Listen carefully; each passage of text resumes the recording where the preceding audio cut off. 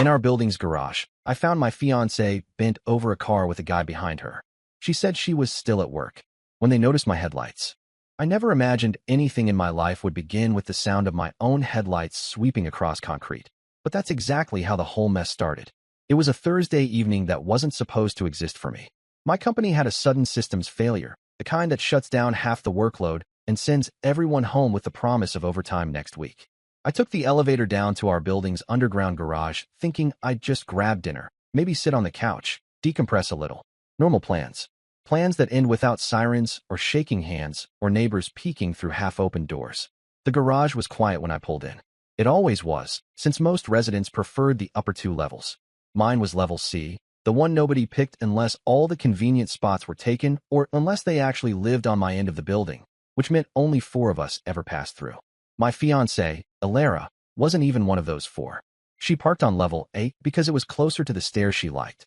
That's why I didn't expect to see anyone when I turned toward my corner. But that evening, the headlights caught movement. At first, I thought it was someone unpacking groceries, maybe leaning into a trunk. Then the shape shifted. It took one solid second for my brain to put it together. Alara, her hair, her jacket, her familiar posture. Only she wasn't leaning into her own car. She was bent forward against the hood of a metallic blue sedan I didn't recognize. And behind her, way too close, stood a man I definitely didn't know. My foot hit the brake, and for a moment I forgot the car had stopped. Everything felt too still. The 2 of them froze under the glare like animals caught crossing a road at night. Alara twisted her head first, and the look she gave me wasn't guilt. It wasn't fear either. It was the startled confusion of someone who had been caught in a moment they didn't expect to be interrupted. The guy behind her stepped back like I had fired a warning shot instead of flicking on low beams, and he lifted his hands as if that would explain anything. I didn't get out of the car right away. I didn't yell. I didn't hit anything. I just stared through the windshield, because my brain hadn't even loaded the correct reaction yet. I knew Alara's schedule that week. She was supposed to be on a late shift. She had texted me only 20 minutes earlier that she was still at work and stuck doing some paperwork. Nothing had indicated she was in our building's garage bent over someone else's car with a stranger pressed against her. When I finally opened the door and stepped out, the sound echoed in that cold underground space. The guy backed up faster, looking around for an exit like he was choosing the best escape route. Alara straightened her clothes and stepped toward me with the kind of frantic urgency that made the whole thing worse. She launched into some rambling explanation about a misunderstanding and helping him with something. The words stumbled out of her like she was trying to outrun the facts. I didn't move toward her. I didn't move toward him. I just let the distance sit there between us. And in that pause, the stranger made the smartest decision he could have made. He turned and jogged toward the gate. He didn't say anything. He didn't wait. He didn't even look back. He hit the exit like he had timed his run, passed under the red exit sign, and vanished. Alara kept circling me, insisting nothing happened. Her voice rose, cracked, smoothed out, rose again. The story changed twice in under a minute. First, she said she was helping him with something related to his car. Then she claimed he was upset about something at work and she was trying to calm him down. None of it matched what I'd just seen. The garage wasn't a place anyone chose for comforting conversations unless the nature of the comfort needed secrecy. I asked her one thing: how she got from being still at work to being in the building's garage without even passing through the apartment. She didn't answer that part. She kept spiraling about assumptions and misunderstandings, and I knew I had nothing useful to say there, so I walked away. Not in a dramatic, storming off way. Just a simple turn toward the elevator because there was nothing in that garage that would give me clarity. She followed, talking nonstop as we rode up. Her voice bounced around the metal walls, filling every inch of the elevator car. I said nothing. My mind was running its own fast rewind on the last few weeks. She had been working late more often. She had been covering shifts for coworkers whose names I never got straight answers about. Her phone had started spending more time face down on our coffee table. She wasn't answering calls during breaks like she used to. All of it had felt like the slow, creeping change couples eventually talk about and fix. I never imagined it connected to someone in our building's garage. When we reached our floor, she grabbed my arm to stop me from walking ahead. I stepped out of her grip gently. There was no scene to be made in the hallway. I went straight to the apartment and sat down at the table without even taking off my shoes. The kitchen clock made its little ticking sound like it was mocking the situation. She hovered by the doorway, still trying to shape the narrative into something that made sense. I stood up without responding and went to the bedroom. I checked her phone on the nightstand. Locked. She had changed her password. She hadn't changed it in 2 years. That was the moment something inside me settled. Not in a calm way, but in a final way. A line had been crossed long before the garage. The knock on the door caught both of us off guard. She froze. I went to answer it. It was Vera, my next-door neighbor. She was the type who paid attention to everything in the building without being nosy. She looked uncomfortable, almost guilty, which put me on edge instantly. She asked if she could talk to me privately. I stepped outside into the hallway and closed the door behind me. Vera didn't waste time. She said she had seen the garage incident because the sound of my car revving had echoed up the concrete structure, and she happened to be on her balcony watering plants. She followed that by saying something that made the air between us feel heavy. She told me it wasn't the first time she'd seen Ilera down there with that same guy. She pulled out her phone, hesitated for a second, and then showed me a set of clips she had recorded over the past 2 weeks. The videos were short, but unmistakable. Ilera meeting the same man in the guest parking area. Times and dates stamped clearly. The footage caught little interactions, small exchanges, movement around his blue sedan. Nothing explicit, but enough to prove this wasn't some one-time mistake or a confusing moment taken out of context. This was routine. This was planned. This was deliberate. I stood there watching the silent clips loop while my neighbor looked at me like she wished she didn't have to be the one showing me any of it. She said she hesitated for days, but after what she heard in the garage tonight, she felt she had to step in. I thanked her. My voice came out steady, but something under it felt unstable. She offered help if I needed anything and then retreated to her apartment with a sympathetic expression. I went back inside. Ilera stood near the couch with her hands pressed together like she was preparing a confession. Before she could say anything, I placed my phone on the counter and looked at her. I didn't need speeches. I needed facts. But she wasn't ready to give any. Her excuses crumbled the moment I told her someone had seen her more than once. She looked trapped between denial and collapse. And that's how the first part of this entire spiral ended. Not with a loud fight or broken furniture, but with the quiet realization that everything I had trusted was already fractured long before I drove into that garage. Ilera stayed in the living room, shifting her weight like she was standing on a deck that wouldn't stop tilting. I didn't sit, and I didn't move toward her. I kept enough distance that she couldn't try grabbing my arm again. She started talking before I even closed the door behind me, but the words had the same shape as earlier. Explanations formed out of panic instead of truth. I listened only enough to catch the inconsistencies. She said she barely knew the guy. She said she only talked to him twice. She said he lived in another building. She said he didn't even know her name. None of it made sense, and she tripped over her own details so fast that she couldn't keep her story steady for more than a few sentences. I opened the balcony door for air. The room felt heavy, and I needed space that wasn't full of recycled lies. She followed, still trying to turn the night into something less humiliating, less incriminating. At one point, she claimed the man had been going through a rough patch, and she was just being friendly. That explanation died as quickly as it was spoken because it didn't match anything I had witnessed, and she knew it. I asked her one direct question: how long she had known him. She hesitated, blinked, and said she only met him through someone at work. I asked her which coworker. She paused again, then said she couldn't remember. The silence that followed lasted only a few seconds, but it felt long enough to make the truth obvious. She wasn't trying to save us. She was trying to keep the pieces of her double life balanced for as long as possible. Before she could attempt another repair, someone buzzed from the lobby downstairs. The sound cut through the room in a way that made both of us stiffen. She stared at the buzzer like she already knew who it was. I didn't ask. I pressed the button to speak. No response. Then the door buzzed again, same impatient rhythm. I checked the camera feed on the screen. It was the guy from the garage, Damon. He was pacing near the elevator, scanning the hallway like he was checking for witnesses. He had changed his jacket, which meant he had left after the garage, regrouped, and then decided for some reason to walk back into the building. I didn't open the door for him. I walked away from the intercom. Ilera panicked and said I needed to send him away before someone else saw him. I didn't move. The elevator dinged upstairs a minute later, and the hallway camera showed Damon stepping out, looking straight at our door like he had rehearsed this.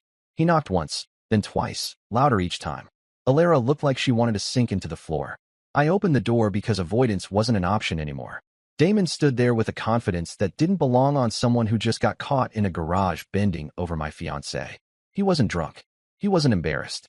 He had the energy of someone who thought he still had control of the situation. In his hand was a set of keys he kept flipping against his palm. He said he came back because he left something behind. He didn't specify what. He didn't ask for permission to step inside. He tried to move forward like this was his normal entrance. I put my hand on the door frame. That physically stopped him. His expression shifted only slightly, annoyed more than intimidated. That was my first real look at his personality. He was the type who wasn't used to being told no. A man who thought charm could fix everything and consequences were optional. Alara tried to talk from behind me. Her voice was small, strained. Damon ignored her. He kept his eyes on me while swinging the keys. He said he needed his garage fob back. That statement made no sense because the building didn't issue visitor fobs. Residents had assigned access tied to their vehicles. Visitors were buzzed in manually. For him to think he needed a garage fob back meant he had one, which meant someone gave him access to a resident fob, which meant that someone was Alara. I turned toward her with a question that didn't need to be spoken. She dropped her eyes and stared at the floor, which was all the confirmation I needed. She had given him the spare fob tied to our unit, the same fob that allowed entry to the private resident levels, including parking and stair access. That was when everything sharpened. The first real anger hit me then, not from jealousy, but from the knowledge that she had compromised the building's security. That alone could have gotten both of us fined or removed from the lease. She didn't seem to understand the scope of that. Damon either didn't care or didn't believe anything would happen. I didn't return the fob. I stepped back inside and closed the door halfway. Damon tried to push it open again, but I kept my foot against it. He muttered something under his breath as he walked away. Alara followed him to the doorframe and whispered something I couldn't hear. He snapped at her, then left toward the elevator. She shut the door quietly and leaned against it like the whole night was slowly crushing her. I told her to sit. She didn't. She just hovered near the door, breathing too fast. She said the situation wasn't what it looked like. I told her it didn't matter anymore because the neighbor footage existed. I told her Damon had proved they met repeatedly. I told her giving him building access was enough to make everything else irrelevant. She finally said something that wasn't an excuse. She admitted she met him at a gym across town. The same gym she claimed she quit months ago because she didn't like the crowd. She said she bumped into him a few times near the weight area, and eventually they talked. She said he started showing up on her breaks. She said she never planned anything serious, but she also didn't stop it. She said he made her feel noticed in a way she missed. The confession didn't feel remorseful. It felt like she was narrating her own life choices without grasping the damage they caused. I asked her why the garage. She said it was the only place no one would question her presence if someone saw her walking. She said the gym thing had gotten complicated, and she didn't want to risk anyone seeing them together in public. That part made sense because she had started traveling in rideshare cars more often, claiming traffic stressed her out. The puzzle pieces clicked in the worst possible way. She reached for my arm again, and I stepped back, not aggressively, just firmly enough to set a boundary. She looked confused by the distance because she thought a long conversation could fix things. I wasn't interested in arguments or dramatic reconciliations. I wanted reality to be acknowledged in clear terms. The buzzer went off again. The noise jolted both of us. I checked the camera. It wasn't Damon this time.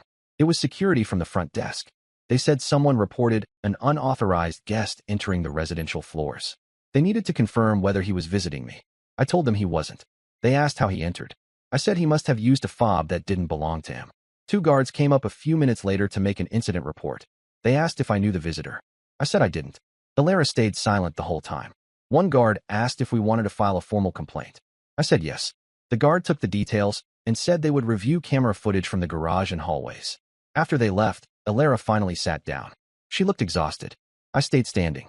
I wasn't ready to sit across from her at a table like we were solving a scheduling disagreement. She asked what I planned to do. I told her the building was handling the security issue and I would handle everything else. She tried to ask what that meant, but I didn't elaborate because I hadn't decided yet. Not fully. The last thing that happened that night hit harder than the garage scene. The building system sent an automated email confirming that multiple entries over the past 2 weeks were tied to our spare fob at unusual hours, all logged under our unit. Every timestamp lined up with nights Alara claimed she was still at work. The truth wasn't complicated. It was just ugly, and the fallout was only beginning. The morning after the incident report felt like waking up in a place that looked like my apartment, but didn't feel like it belonged to me. I slept maybe 3 hours, all of it fragmented. Alara didn't sleep at all. I could hear her shifting, pacing, sitting, standing, looping through the bedroom and living room as if movement could hold the situation together. When I finally stepped out of the bedroom, she looked like she had prepared speeches during the night. Her eyes were red, her shoulders tense, her hands fidgeting with her sleeves. I didn't sit down. I didn't want coffee. I didn't want breakfast. I wanted answers that had actual structure, but I knew I wouldn't get those by asking. So I focused on something tangible. I opened the shared bank account on my phone. I hadn't checked it closely in weeks because our bills ran automatically, and I trusted her with small purchases. That trust turned out to be a mistake that stretched further than I expected. Small transactions repeated across the past 2 months. Auto shops, parts stores, gas stations nowhere near her workplace. None of the charges were huge, but they stacked into a pattern. 30 here, 60 there, 100 for something labeled labor. At first, I thought maybe they were my own charges from months ago, but the dates lined up with nights she claimed she was handling overtime. They were all from areas close to the same gym she said she had quit. She came into the kitchen as I scrolled. She tried to ask what I was doing. I didn't answer. She hovered, waiting for some reaction she could address. Instead, I put down the phone and left the apartment. Not storming out, just stepping out because the walls felt too narrow for the conversation she was trying to force. I walked to the building office downstairs. The property manager, a man named Curtis, was already there, sipping his coffee like it was the beginning of a normal weekday. I told him I needed to talk about the incident report from last night. His face changed the second I mentioned the spare fob. He didn't need the details. The moment I said unauthorized access, he opened a folder on his desk and pulled up the logs. He asked if I brought the fob with me. I handed it over. He scanned it, looked at the data, and frowned. According to the system, it had been used multiple times between midnight and 3 a.m. over the past 2 weeks. Each entry registered at the garage gate and the stairwell. Building policy restricted spare fobs to household members only. Giving one to a non-resident was a direct violation of the lease. He asked if I had given it to anyone. I said I hadn't. He didn't push for details. He said the tenant board would review the situation and determine consequences for the misuse. That word, consequences, stayed with me the entire ride up the elevator. When I walked back into the apartment, Alara was sitting on the couch holding her phone like she was expecting bad news. She tried to start another conversation about misunderstandings and emotional mistakes, but I didn't let her spiral again. I told her the building office had the fob and that the tenant board would be reviewing the case. She stood up immediately, panicked, and asked what that meant. I explained that misusing building access privileges could result in fines or even a lease violation. She started shaking, not from guilt but from fear of being held accountable by someone other than me. She kept repeating that she wasn't thinking clearly, that she didn't know the rules, that she didn't intend for anything to escalate. None of it changed the fact that she had knowingly let Damon enter the building multiple times, which put every resident at risk. Even she couldn't spin that into a harmless mistake. Around noon, there was a knock on the door. This time, it wasn't Damon or security. It was Curtis with a printed notice from the tenant board. They were holding an emergency meeting that evening. Attendance was required. He said the meeting involved security violations, unauthorized guest entries, and multiple residents reporting suspicious activity in the garage. When he left, Alara collapsed into the chair like the air had been knocked out of her. The rest of the afternoon dragged. She kept trying to rehearse what she would say, but everything she came up with sounded either flimsy or manipulative. She still had not accepted that this wasn't about our relationship anymore. This was about building safety and liability. When evening came, I walked down to the conference room on the first floor. Alara followed behind me like she was heading toward a courtroom. Inside were 3 tenant board members, 2 security staff, Vera from next door, and another resident from my floor named Harris. Not the band names Harris, but an older tenant with no connection to any of this. He had witnessed someone using our fob to enter the stairwell at night, which turned out to be Damon. The board opened the meeting by reviewing the logs. They laid out each time the fob was used at odd hours. Then they played the security footage. Damon walking through the garage. Damon entering the stairwell. Damon pacing near the elevator. Damon leaving the building after the confrontation. The timeline built itself without needing commentary. Alara tried to interrupt and explain that she had invited Damon as a friend. The board asked how he qualified as a guest when he was entering the building at midnight without being buzzed in. She had no answer for that. She said he had a personal crisis and didn't want to sit at home alone. The board asked why he needed access to our private garage. She didn't have an answer for that either. Then Damon walked in. He wasn't invited. He wasn't supposed to be there. But he had somehow slipped through the lobby earlier, and now he strolled into the meeting room like he belonged at the table. Security tried to stop him, but he waved his hands and insisted he needed to clarify something. The tenant board allowed him to speak only because he was already there and they wanted everything recorded clearly. Damon didn't give a defensive explanation. He gave a careless one. He said he and Alara knew each other. He said he had been using the garage to check on his car. He said he entered the building with her permission. He said they met at the gym and things developed naturally. He said he didn't see the harm in visiting. Every detail contradicted Alara's earlier claims. She stood there pale and silent as Damon casually dismantled every story she had told me. She had claimed she barely knew him. He said they talked almost every day. She claimed he needed help with something in the garage. He said he used the space because the lighting was good for detailing work. She said he was a co-worker of someone she knew. He said they met at the gym weeks ago. Every contradiction landed like a stone hitting the floor. The board ended the meeting with a promise to issue written notices about their decision. Security escorted Damon out, and Alara rushed after them. She tried to get him to stop talking, tried to pull him aside, tried to salvage whatever narrative she had left. He brushed her off like he was tired of the whole thing. I went home alone. She followed after a few minutes, frantic and rattled. I didn't speak. I had no interest in untangling a story she couldn't keep straight. The building emailed the final decision at 9:42 p.m. They were issuing a formal violation against our unit for unauthorized access and misuse of building credentials. They would be scheduling a secondary review to determine whether Alara's parking and guest privileges would be revoked. I didn't argue the decision. I didn't defend her. I didn't appeal any part of it. Because while she was still trying to frame the situation as a complicated emotional misstep, the reality finally crystallized. She hadn't just cheated. She had built an entire parallel routine involving a guy who had no respect for boundaries, property, or consequences. And she had used my home, my building, to host it. That level of recklessness needed its own response. And I already knew exactly where to start. The morning after the tenant board's violation notice felt strangely calm, like the air had settled, but everything underneath it was vibrating. Alara spent most of the night trying to repair her version of the narrative, but every attempt slid backward the moment she remembered Damon contradicting her in front of everyone. She drifted around the apartment like someone waiting for a countdown. She couldn't stop. I kept my plans quiet because I didn't want her shifting into performance mode.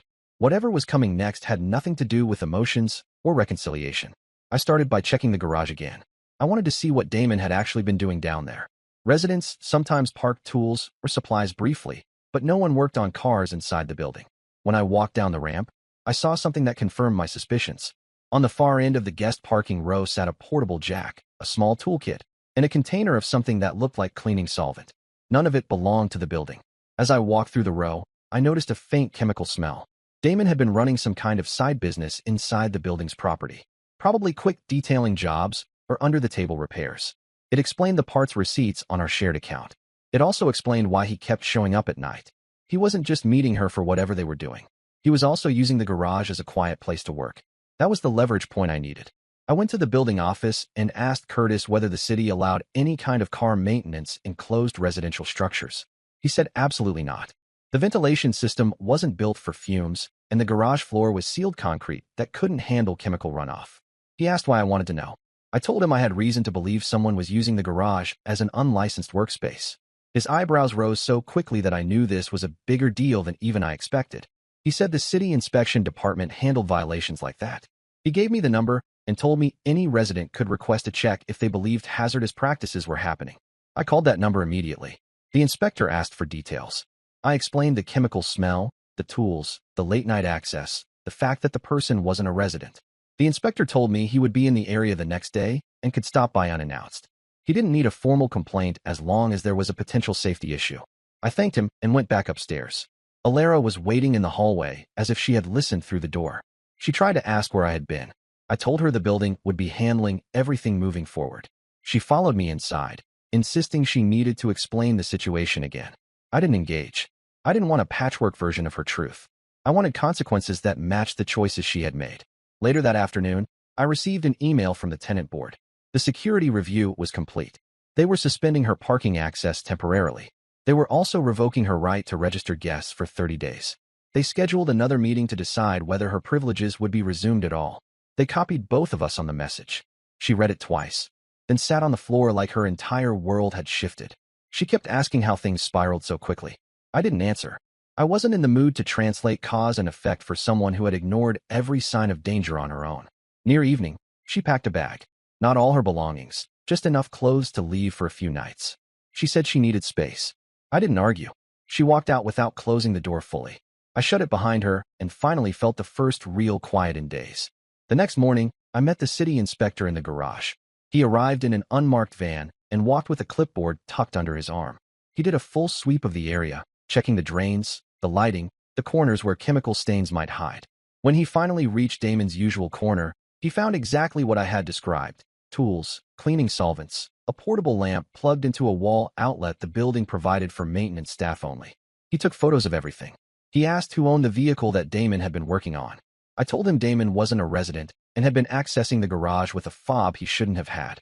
The inspector shook his head and said this was a serious violation, not just for safety, but for liability.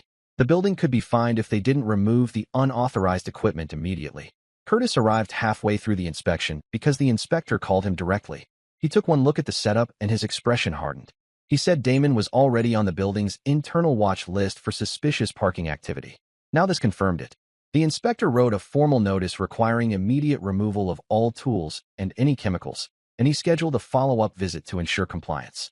The building didn't wait for Damon to show up. Security removed the equipment within an hour and stored it in a locked maintenance room. They placed a ban on Damon's entry and sent him a written notice through the contact information Alara had provided in her earlier visitor forms. When Alara returned later that night, she found the building atmosphere entirely different. Residents knew something had happened. Word spreads quickly in shared spaces. People whispered near the mailboxes. People glanced at her when she passed. She came into the apartment already tense, already bracing for something new. I told her the city inspector had confirmed Damon was working illegally in the garage and that the building had banned him from returning. She didn't take the news with shock. She took it with dread. Her involvement wasn't just emotional now. It carried real consequences. She asked whether I had reported it. I told her I had. She sat on the couch and stared at the wall. The tenant board called another meeting the following day. This one was short. They informed us that Alara's ongoing involvement with an unauthorized visitor who created a liability situation required action. They were revoking her building rights entirely. She could no longer be listed on the lease. She had 7 days to move out. She didn't cry. She didn't fight the decision. She just nodded slowly, like her brain had finally reached the limit of what it could rationalize. She walked out of the meeting room without looking back. Those 7 days were quiet. She packed boxes in silence. I stayed out of her way. She didn't ask me to reconsider anything. She didn't try to soften the ending. She just moved her belongings out piece by piece until the apartment looked like it had before she moved in. On her last night in the building, I heard a knock. It wasn't her. It was Vera. She leaned against the hallway wall with the same expression she wore the night she showed me the footage. She said she wanted to fill in something I might not know. Damon had been using Alara for more than cheating. He had been using her as access. She had let him into the building long before anything physical happened. He used that access to approach other residents about quick car repairs. He used the garage like a workshop, and Alara enabled all of it without understanding the scope. That final piece settled everything for me. Alara wasn't just unfaithful. She had been reckless in a way that placed everyone around her at risk. She left the next morning with the last of her boxes. She didn't offer goodbyes. She didn't leave a note. She walked down the hall with tired steps, and the door closed behind her. Months later, the building atmosphere returned to normal. Damon never reappeared. The city fined him for unlicensed work. The building banned him permanently. Alara eventually moved across town, and someone told me she picked up a second job after losing her lease standing. As for me, I moved to another building a few months later, one with better lighting in the garage and fewer shadows in the corners. I needed the fresh start. Not for emotional healing, not for dramatic closure, but because I wanted a place where the air didn't carry the memory of headlights revealing something I never should have seen. There's a lot of it going on, but I think it's always important. It's so funny because every macronutrient has had its moment. It has. So funny. Oh, please. Yeah. I've lived through all of them. Isn't it we're so in protein funny? right now. We're going into fiber. Fiber's right. here. Fiber's right? next. Fiber's next. Yep. But protein is important because you have the stimulus in your workout, but then you need the building blocks to build the tissue back. So registered dietitians typically recommend 0.75 to 1 gram of protein per pound of body weight per day. And that can be what's called ideal body weight. So let's say you just have your goal body weight and you can go based on that instead of your current weight. And then that's the P. And S is structure. Again, this is something that people get wrong all the time. We throw spaghetti at the wall and we're surprised when our body isn't changing. Your body needs specific signals continuously and enough recovery in order to change and adapt. So I think work each muscle group in your body. So your quads, your glutes, your shoulders, your chest, your back, 1 to 2 times per week on non-consecutive days. Make sure that you're giving muscle groups 48 hours of recovery in between. What we do is we work our glutes and then we work on Monday and then we work them again on Tuesday and then again on Wednesday. And that doesn't create adaptation or change in your body. The stimulus is from your workouts is what triggers the cascade of effects. It's the light switch that turns things on. But recovery is the repair process, and recovery is where we actually build muscle. Give me a week that makes sense. So you've got Monday, you're going to work back and shoulders. Tuesday, can you give me